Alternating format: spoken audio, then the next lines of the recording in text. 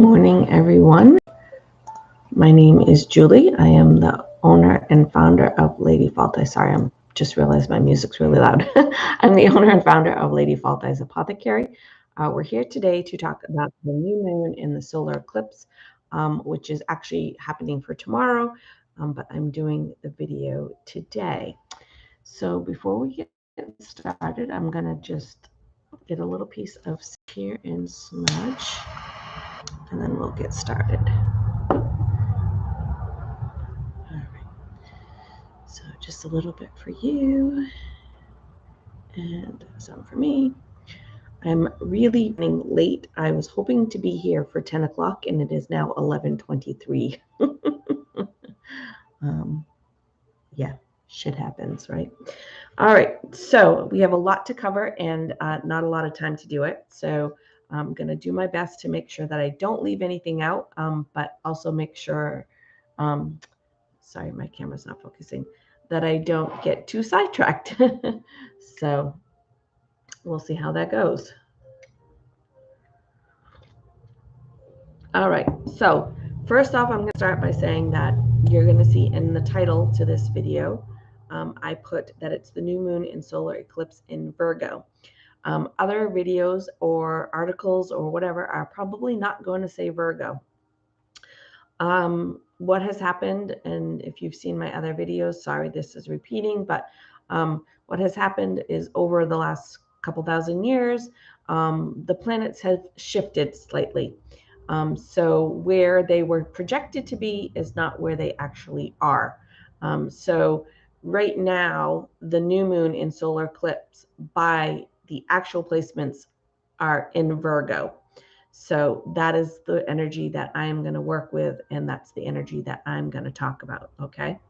So, yeah, the big thing that I get out of this whole new moon solar eclipse, if I could sum it up in one word, it would be hope.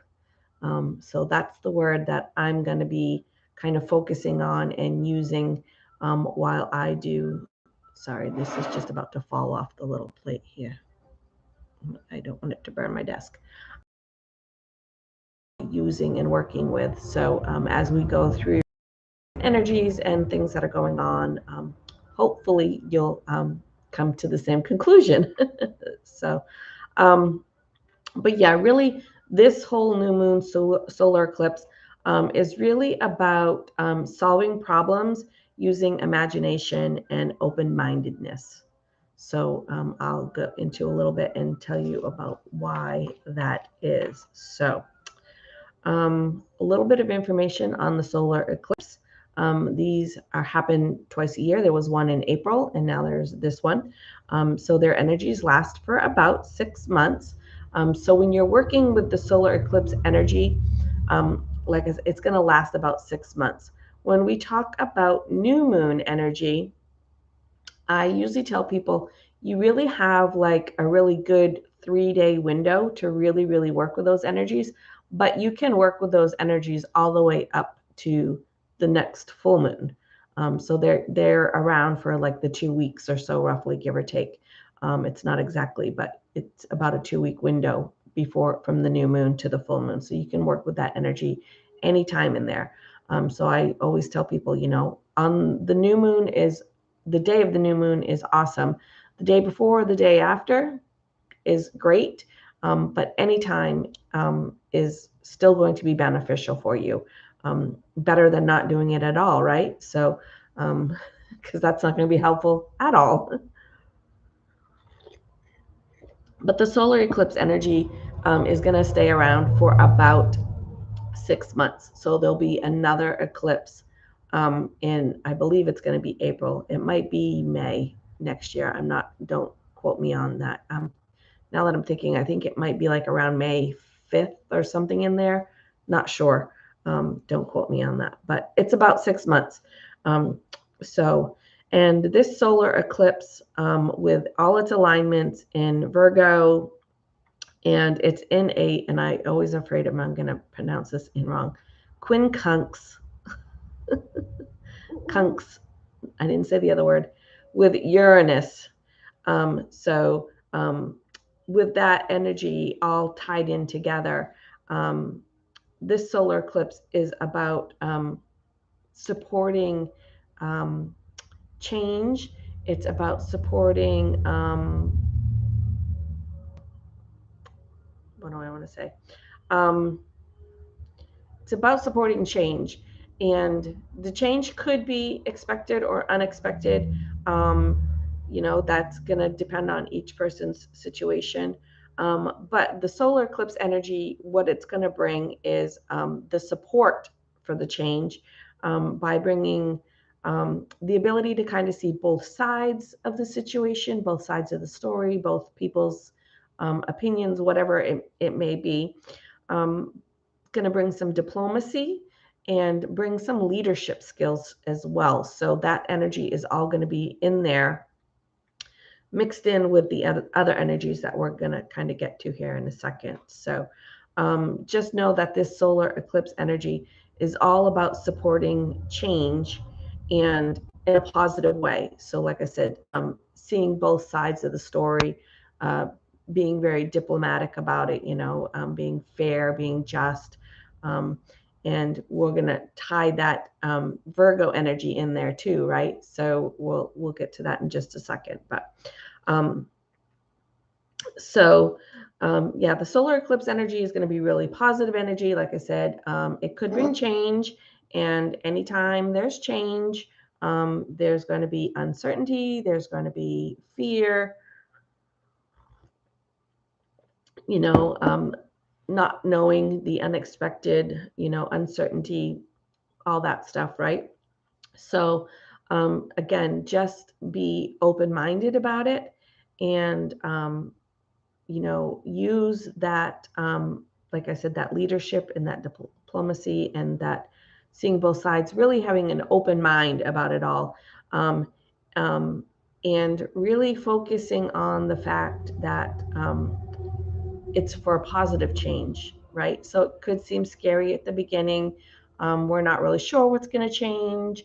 We're always like, oh my God, what's going to happen, right? What's going to change? What's going to be big? Is it going to be little? What's going to happen, right? So, but just keep in mind that it's going to be for the positive. Sometimes it doesn't always seem it at the time, but in the long run, it will be, right? So, we've all had things that have happened to us that seem disappointing, or, I'll use the example of, getting a job, right? So you've applied for a job and you really, really want it, and you don't get it. And this could, change everything for you, right? If you get this job, right? And then you don't get it. So that's very disappointing and very, sad, and maybe you're really upset that you didn't get it, and of course that can lead to, and I'm rambling already, that can lead to self-doubt and why wasn't I good enough, and blah blah blah. We're not going to go there today. But then you find out there's a different job, and you apply for that and find out that it's like a much better job, right? Just an example. So as you can, just to kind of get you in the mind frame that yes, it can seem disappointing, or sad, or it could seem like the end of the world. But then there's something better that comes along, that, like if you had taken that other job or had gotten that other job, that opportunity wouldn't have come up for you, and it would be a better job, or maybe closer to home, or more money, or whatever. So just remember that. And it's also really helpful during the new moon, right? Because we're manifesting, we're calling things in. And so keeping a picture in your mind of what that better future might look like for you. And whatever the change might be that's coming for you, you can still just picture, like, what's a better life for me? What's a better future for me? And it could be, more money. It could be a relationship. It could be all kinds of things. But it could also be, just being healthier. It could be, for me, it's going to be more, I'm going to be focusing a lot on growing some more of my own food for next summer. So like trying to focus on some stuff for that. Again, I'm already rambling, but picturing what might be a better picture, a better future for you going forward. Kind of keep that in your mind, and maybe the way to get there isn't exactly the way that you thought it was going to be, but if you still get there, it's going to be good, right? All right. So I'm just crossing off my stuff that I've talked about here. All right. And pick kind of one thing to focus on. When you're picturing this better lifestyle, this better you, this better home life, better job, whatever it is that you're kind of picturing, like try to pick one thing out of there to kind of focus on. So for me, like I said, it's going to be about it's a lot about being healthier, but it's also a lot about being self-sufficient, right? So not depending on the grocery store so much. So like, I'm not gonna go get pigs and cows and chickens and bees and all that. I'd love to, but I can't do that. So I'm gonna focus on a garden. So if you kind of see where I'm going with that. So pick one thing to focus on. It'll make it a little bit easier for you. All right, so the sun is also conjunct to the moon. And this, I'm not going to talk too much about this, but this basically is going to just represent renewal.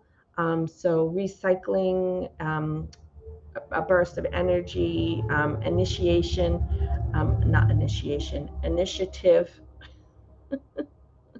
We're not going to initiate anyone. Initiative. So all this is going to help you move forward to whatever it is that you're trying to manifest, what it is you're trying to call in, what it is that you're trying to change and better about yourself. So it's also going to bring some emotional balance. We've kind of been on a little bit of a rocky road there for a little bit. I've talked to a couple people who are just kind of like, they just kind of feel like meh lately.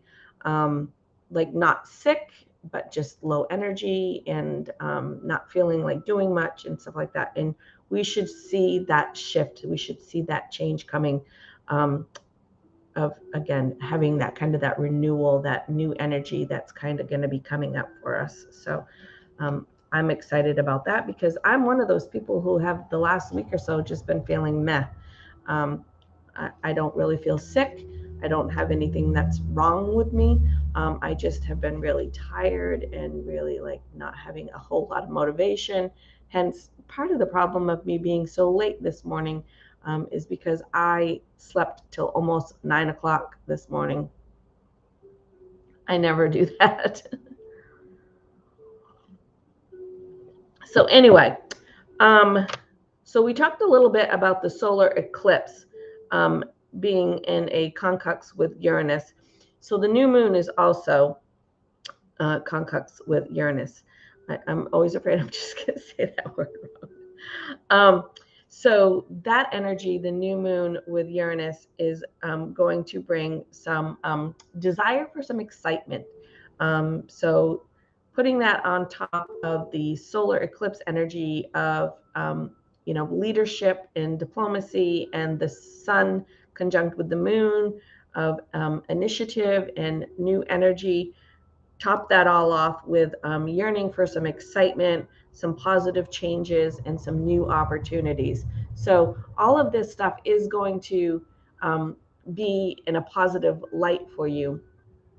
Again, sometimes people, depending on where your placements are and what's going on in your chart, could be deathly afraid of change.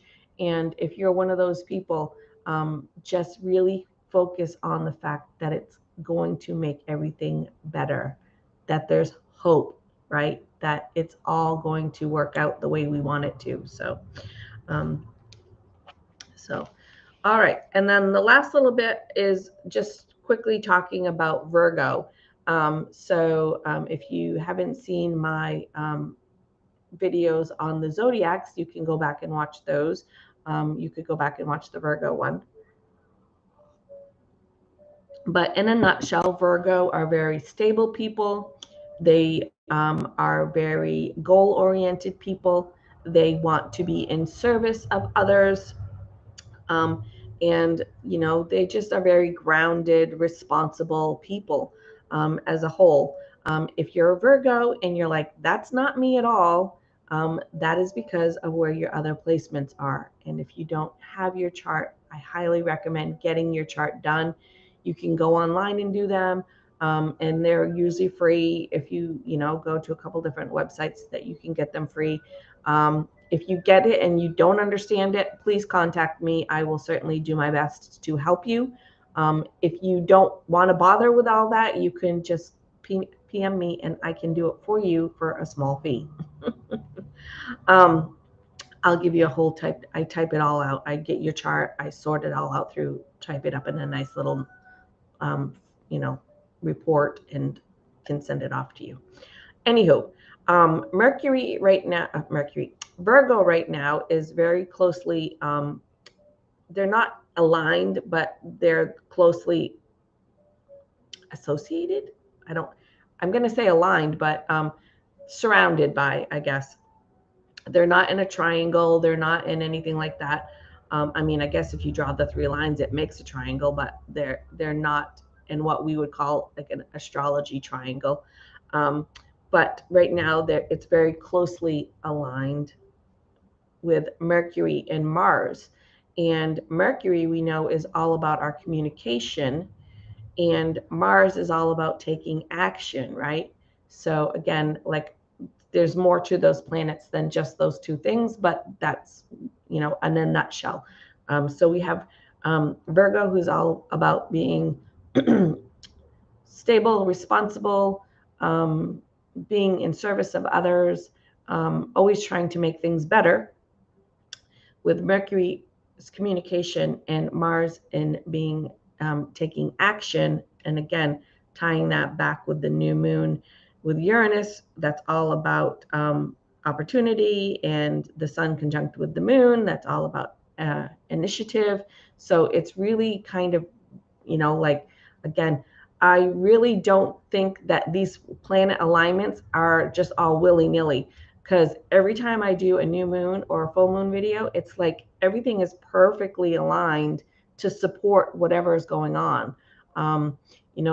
The way the planets are right now, the way the stars are, the way the sun is, where the moon is, everything, like, it seems like a big jumbled mess, but when you break it all down, it's all kind of pushing you towards the same direction, right?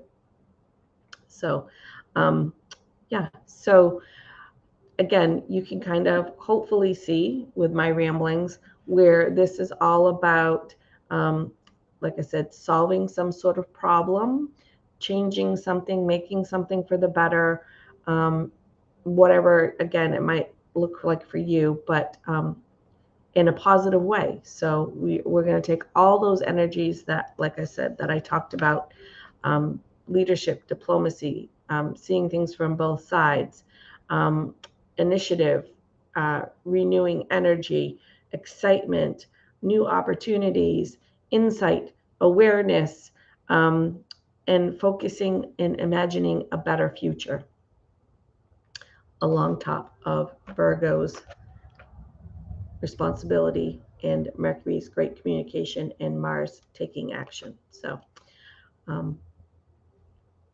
hopefully that will help you through whatever this new moon is going to bring for you. So I'm going to switch over to the what I call like the tools part of the video. These are some things that you may want to work with, maybe not, or maybe they'll give you an idea of, maybe they're not exactly what you want to work with, but maybe they'll spark something for you that you do want to work with. So I'm going to put in the chat here the affirmation.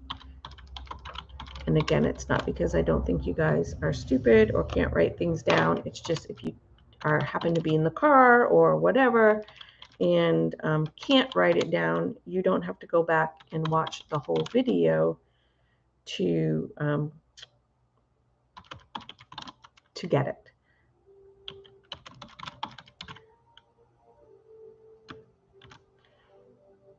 All right, so the affirmation, I know I am getting better all the time. Now, that could be health-wise for you. For me personally, it's more like shadow work, emotion-wise, communication-wise. They're all things that I'm constantly trying to be better at. And so even if it's this much better, it's still better, right?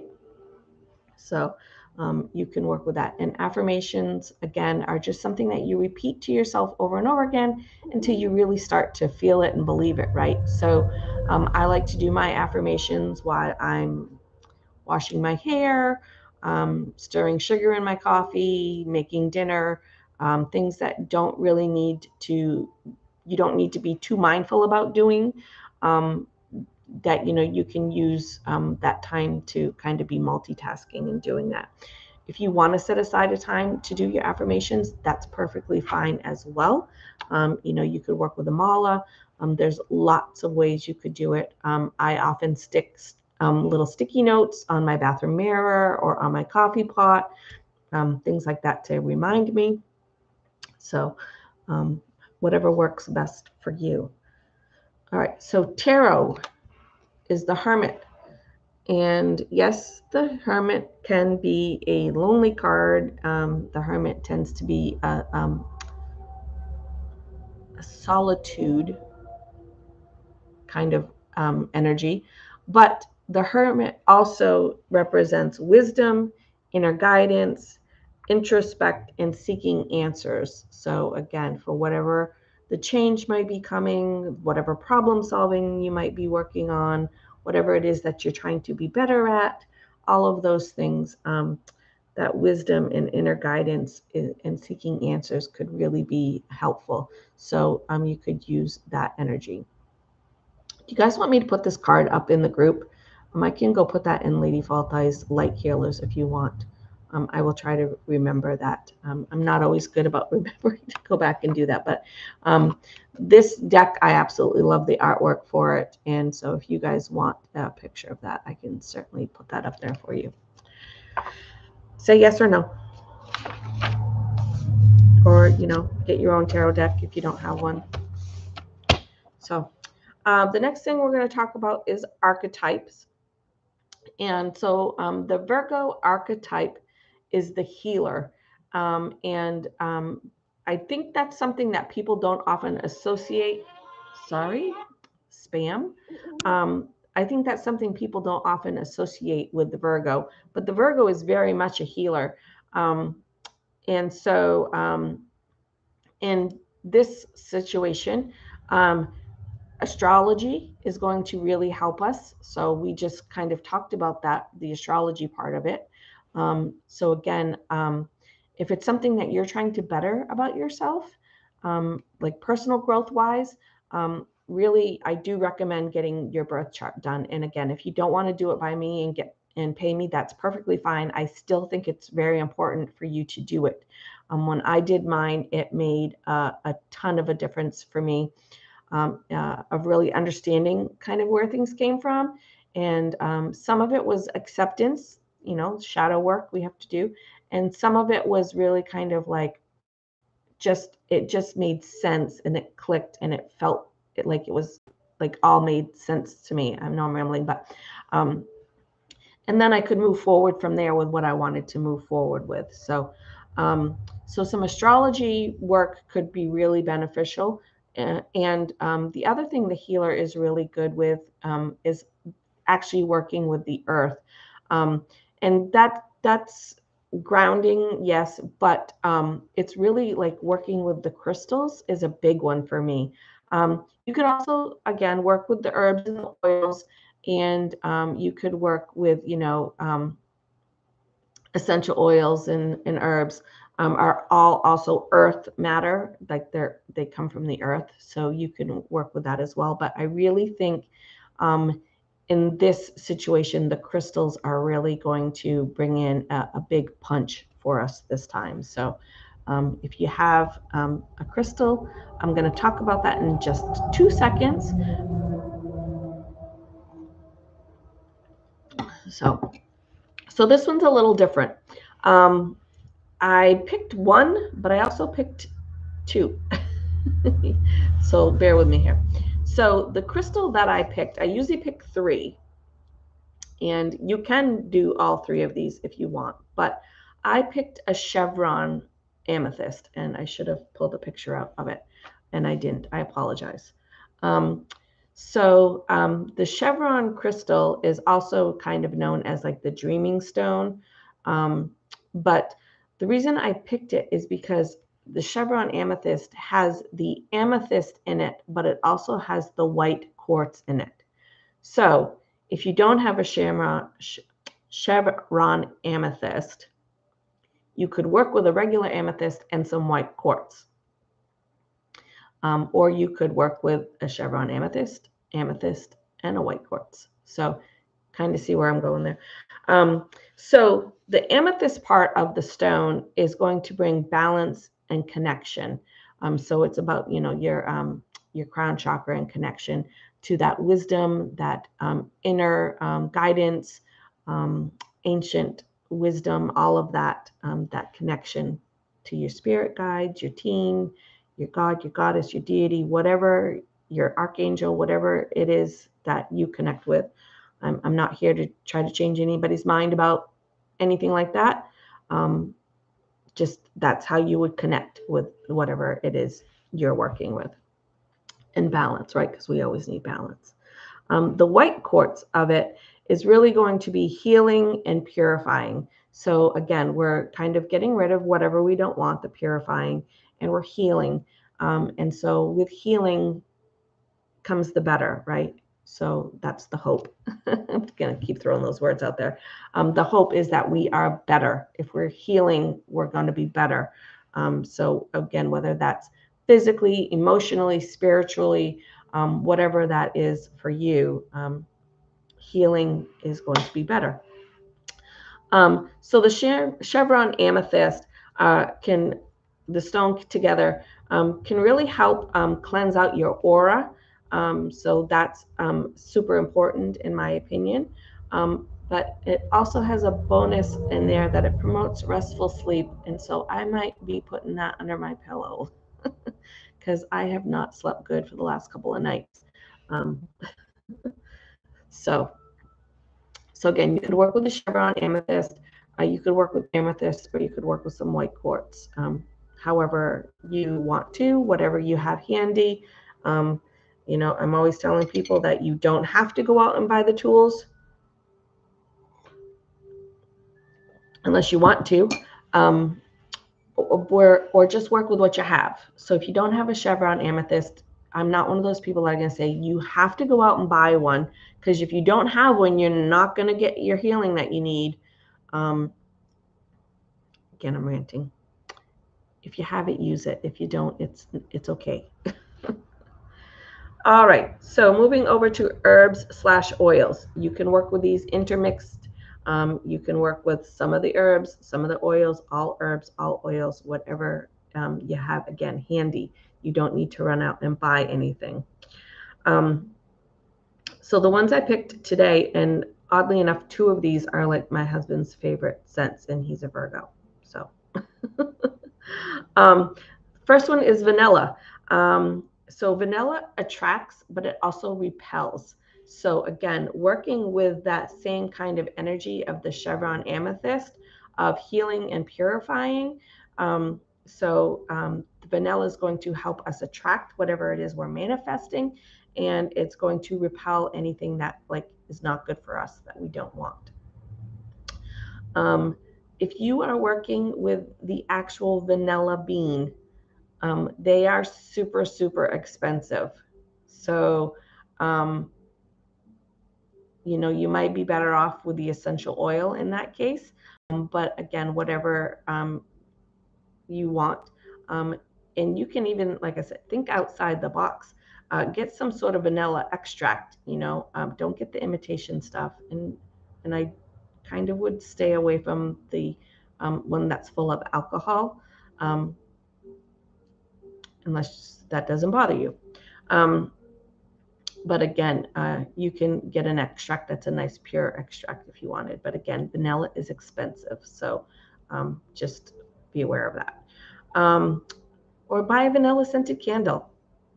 You know, again, buy a good quality and good candle. But anyway, you get the point. The next one I picked is Balsam de Peru, and that's actually one of my favorites. And that promotes love and healing. So again, you can kind of see where this is all tied in together. And then cedar. So the vanilla and the cedar are my husband's like favorite, some of my favorite, his favorite scents. Can't talk. Cedar is going to help bring in ancient wisdom.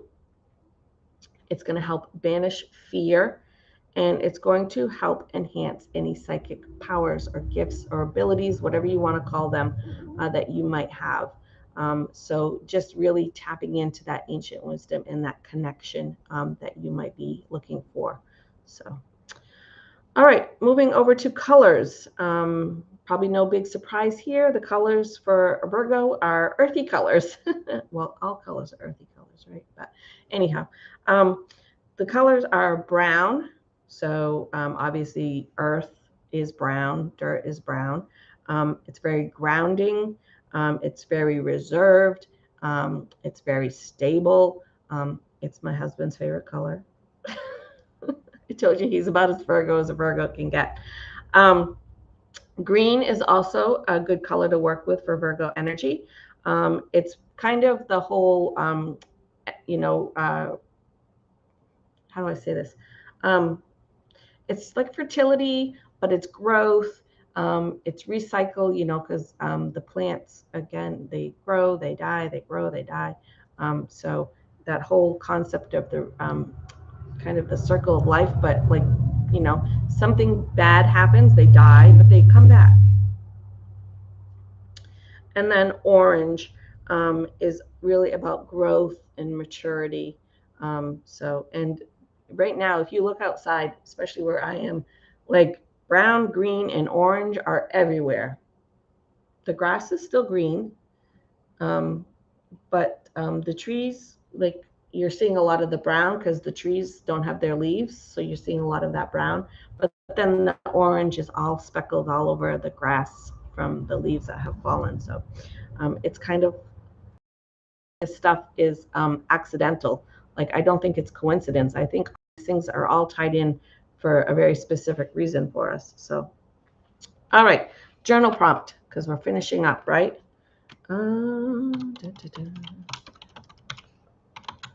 right.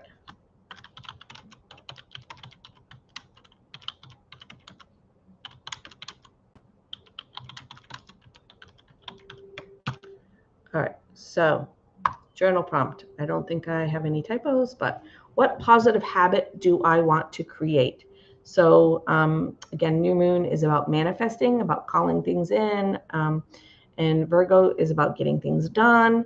Mars is that action, all of those things that we talked about. So what positive habit do you want to create? Again, go back to the visioning yourself in a better place, whatever, again, that might look like: relationship, housing, career, financial, health, whatever it is that you're imagining yourself in a better place. And then I said to kind of, oh, my tummy is growling. I said, pick like one thing to focus on, right? So what is something that you could do that would help with that? In the case of I'm wanting to do a garden, maybe a positive habit I want to create is every week I'm going to either learn about a new plant or buy a seed packet for a plant, something like that, and so that when it comes springtime, I don't have to buy 500 packets of seeds. Maybe over the next few months, I'm going to buy a seed pack every week or every month, or who knows, just an example of something that you could do to make a habit. Journal prompting is about writing without worrying about proper sentence structure, punctuation, spelling, all of that. It's just free writing as things come to you. And then give yourself usually like 10 or 15 minutes. If you don't need that long, that's fine. If you need longer, that's fine too. But as an average, it's usually about 10 or 15 minutes. Just writing as it comes to your brain. And even if it's just words and it's scribbled and it's all over the paper, that's fine. Then after you're done, then go back and kind of try to make sense of what you wrote. And you can do grammar wise and all that, but that's not what I really mean. Like kind of dig down into what it is. Like, what did you write? What came to you that seems important? Does all the stuff you wrote kind of tie in together? Does these little things you talked about maybe come to a bigger picture? Whatever, So you might not know right off what positive habit you want to create. Maybe it's just going to be a whole list of things that you want to do, and then pick one, or maybe it's going to be a bunch of different ones, but they're all seem to be kind of geared around the same theme. Everybody's is going to be different. So, all right. So, do-it-yourself craft. So this one I thought was kind of different and kind of fun. It's kind of open though, so it's like really kind of whatever you want to make it. Find something. We've talked about ancient wisdom, connection, psychic gifts. What else did we talk about? Inner guidance, things like that, seeking answers. So, and this time of year is all about, connecting with our ancestors, also shadow work. But so something I thought would be fun is see if you have something in your house that maybe belongs to a grandparent or a great aunt or uncle or something like that, whether it be a necklace, a locket, a key. I love the old keys, the old style keys. An old key. So it could be an actual item of theirs. It could be something that symbolizes them. It could be a picture maybe that you have. Whatever it is, and if you're like, I don't have anything that belongs, I'll say my grandmother. I do have things that belong to my grandmother, but I'm using, if I don't have anything that belongs to her, or I didn't really know her, things like that. Again, find things that to you symbolize that relationship, that connection, that person. It doesn't have to make sense to anybody else. That's fine. Like if you're like, this is my symbol for my gram, and they're like, what? Like, it doesn't matter. If it has meaning to you, then that's what's important, right? And then do something crafty with that, depending on what you find, right? So maybe you found a locket, and maybe you want to either use that locket to put it on a wand. Maybe you want to tie it onto a candle. Maybe you want to glue it onto a picture frame. Like, just find something. Again, this one's kind of wide open there, but it's because depending on what you find, it's kind of hard to say make a candle, because if you have a picture, you could do like a Mod Podge, print it on paper and do like a Mod Podge onto a candle. Like, think outside the box, guys. Be creative. And then when you're creative, go over to the group Facebook page and post pictures so we can see how awesome and creative you are. All right. And the last thing that we're going to talk about is a deity. So the deity that I picked to work with for this particular new moon, believe it or not, it's not a Celtic god or goddess. She's Greek, and it is Demeter.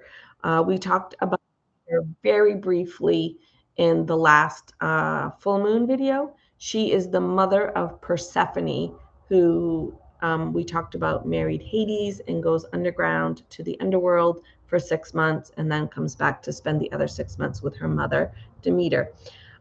Demeter is the daughter of Cronus and Rhea. She's the sister of Zeus. just to give you a little bit of background on who she is.